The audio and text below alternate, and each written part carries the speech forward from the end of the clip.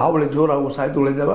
ಅಷ್ಟರೊಳಗೆ ಇಲ್ಲಿಯ B J P ಇರ್ಬೋದು, ಕಾಂಗ್ರೆಸ್ ಇರ್ಬೋದು, JDS ಅಂತವ್ರು ಇರ್ಬೋದು, ಇವರೆಲ್ಲರೂ ಗಡಿನಾಡಿನಲ್ಲೇ ಮರಾಠಿಗರನ್ನು ನಮ್ಮೊಳಗೆ ತೊಗೊಳ್ಳುವಂಥದ್ದು, ನಮಗೆ ವಿಶ್ವಾಸ ಬರುವಂಥದ್ದು ಮತ್ತು ಕನ್ನಡಿಗರು ಸಹಿತ ಕನ್ನಡದ ಬಗ್ಗೆ ಅಭಿಮಾನ ಬೆಳೆಸ್ಕೊಳ್ಳುವಂಥ ವಾತಾವರಣ ಬರಬೇಕಾಗಿದ್ರೆ ಇಲ್ಲಿ ಶಾಲೆಗಳು, ಇಲ್ಲಿಯ ಏನಪ್ಪ ಅಂದರೆ ಇನ್ನುಳಿದ ಸಾಂಸ್ಕೃತಿಕ ಕಾರ್ಯಕ್ರಮ ಆಗಿರ್ಬೋದು ಅಥವಾ ಆರ್ಥಿಕ ಕಾರ್ಯಕ್ರಮ ಆಗಿರ್ಬೋದು, ಅದರಲ್ಲೂ ಉದ್ಯೋಗ ಸೃಷ್ಟಿ ಆದಪ್ಪ ಅಂತಂದ್ರೆ MSME ಆಗಿರ್ಬೋದು ಅಥವಾ ಸಣ್ಣ ಇಂಡಸ್ಟ್ರಿಗಳಾಗಿರ್ಬೋದು ಬಂದು ಅಂದ್ರೆ ಈ ಭಾಗದ ಜನ ಇಲ್ಲಿ ಕನ್ನಡಿಗರನ್ನ ಉದ್ಯೋಗ ಕೊಡುವಂಗಾದ್ರೆ ಸಹಜವಾಗಿ ಕನ್ನಡದ ಬಗ್ಗೆ ಗೌರವ, ಪ್ರೀತಿ, ವಿಶ್ವಾಸ ಹೆಚ್ಚಾಗ್ತದೆ ಅನ್ನೋದು ಒಂದು ಸಾಮಾನ್ಯ ನಂಬಿಕೆ ಮತ್ತು ಸತ್ಯನೂ ಹೌದು. ಆ ದಿಶೆಯಲ್ಲೇ MESನ ಎದುರಿಸಬಹುದು ನಾವು ಅನ್ನುವಂಥ ಮಾತನ್ನು ಇಲ್ಲಿ ನಮ್ಮ ಅಶೋಕ್ ಚಂದ್ರ ನೆನಪು ಮಾಡ್ತಾ ಇದ್ದಾರೆ, ಅವ್ರ ಜೊತೆಯವರು ಮಾಡ್ತಾ ಇದ್ದಾರೆ.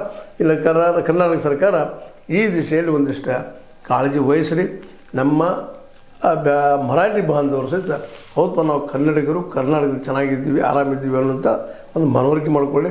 ಜೊತೆಗೆ ಇನ್ನೊಂದು ಅವ್ರಿಗೆ ಮತ್ತೊಂದು ಹ್ಯೂಮಾನ್ಸ್ ಹೇಳುವಂಥದ್ದಪ್ಪ ಏನಂದ್ರೆ ಕರ್ನಾಟಕದಲ್ಲಿ ಮಹಾರಾಷ್ಟ್ರದಲ್ಲಿ ಎರಡೂ ಕಡೆ ಬಡತನ ಹೋದ, ನಿರುದ್ಯೋಗ ಅದ, ಹಸಿವಿನ ಸಂಘಟನೆ ಹೋದ. ಅಲ್ಲಿ ಹೋದರೆ ನಾವು ಒಮ್ಮೆಗೆ ಹೋಗಿ ಇಂದ್ರನಾಗಿರು ಹೋಗ್ತೀವಿ ಅಂತೀನಲ್ಲ, ಇಂದ್ರನ ಸೌಭಾಗ್ಯ ಸಿಗ್ತದೆ ಅಂತೀನಲ್ಲ, ಅದನ್ನು ವಿಚಾರ ಬಿಟ್ಟ ಮರಾಠಿಗರು ವಾಸ್ತವ ನೆಲೆಯಲ್ಲೇ ಬಾರ್ಡರ್ನಲ್ಲೇ ಕನ್ನಡಿಗರೊಂದಿಗೆ ಬಾಳೆ ಬದುಕಲಿ ಮತ್ತು ಕನ್ನಡ ಶಾಲೆಗಳು ಹೆಚ್ಚಾಗಲಿ, ಅದೇ ರೀತಿ ಮರಾಠಿ ಶಾಲೆಗಳು ಹೆಚ್ಚಾಗಲಿ, ಎರಡೂ ಒಂದಾಗಿ ಬದುಕಲಿ ಅನ್ನುವಂಥ ಮಾತು.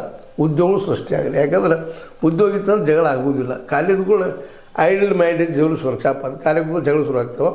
ಉದ್ಯೋಗ ಇತ್ತಂದ್ರೆ ಉದ್ಯೋಗ ಹತ್ತಾರೆ ಎಲ್ಲರೂ. ಅದಕ್ಕೆ ಉದ್ಯೋಗ ಸೃಷ್ಟಿ ಆಗಲಿ ಬೆಳಗಾವಿ ಭಾಗದಲ್ಲೇ ಅಥವಾ ಇನ್ನೊಂದು ಬಾರ್ಡರ್ ಭಾಗದಲ್ಲೇ ಆಗಲಿ ಅಂತ ಹೇಳ್ತಾ, ಇದು ನಿಮ್ಮ ಲೈಕ್ ಆಗಿರ್ಬೋದು. ಲೈಕ್ ಮಾಡಿ, ಶೇರ್ ಮಾಡಿ, ಕಮೆಂಟ್ ಮಾಡಿ, ಜೊತೆ ಸಬ್ಸ್ಕ್ರೈಬ್ ನಿಲ್ಲಿಸ್ಬಿಟ್ಟು S16 ನ್ಯೂಸ್ ಸತ್ಯ ಸೀತಾರಾಮದು ಸತ್ಯದ ಕೈಗಳಲ್ಲಿ ವಂದನೆಗಳು.